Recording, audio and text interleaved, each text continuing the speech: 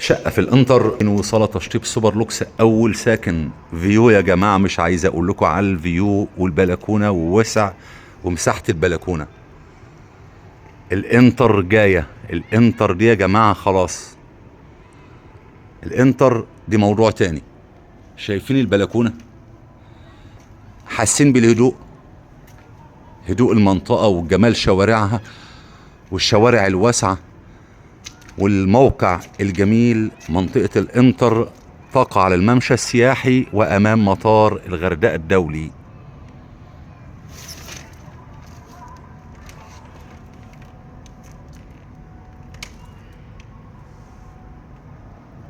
ايه ده القعدة في البلكونة دي بالدنيا كلها. يلا ربنا يبارك لصاحب الشقة، ويا ربنا يبارك لصاحب النصيب اللي هيكون من نصيبه يا رب.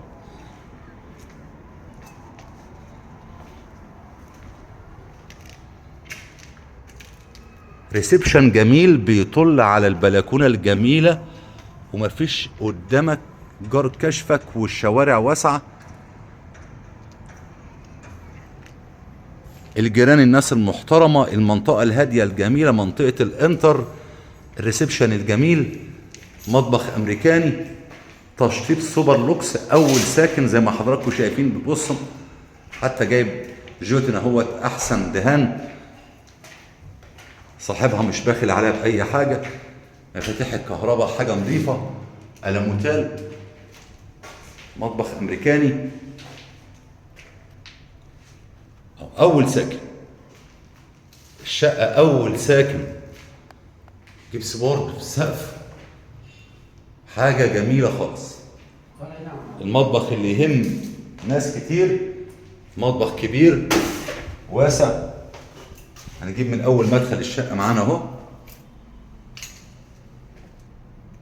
ده مدخل الشقه، شايفين الباب وجماله. الشقه دي اول ساكن يا جماعه. تشطيب لسه الراجل بيشطب اهو خلاص. المرافق واصله كهرباء وميه زي ما حضراتكم شايفين.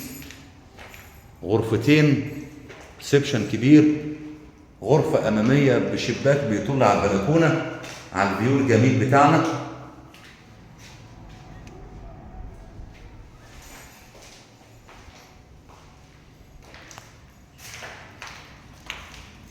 وهنا الحمام.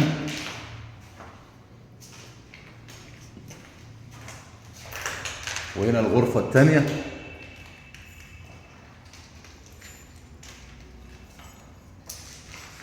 الشقة دي ممتازة جدا جدا جدا للأجازات وللاستثمار.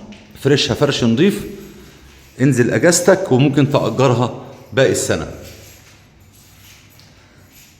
بنبيع سعر المتر هنا ب30,000 جنيه. عمارة جديدة وليك نسبة في الأرض، والأرض مسجلة والورق تمام وكل شيء تمام. 30,000 جنيه سعر المتر كاش. والسلام عليكم ورحمة الله وبركاته.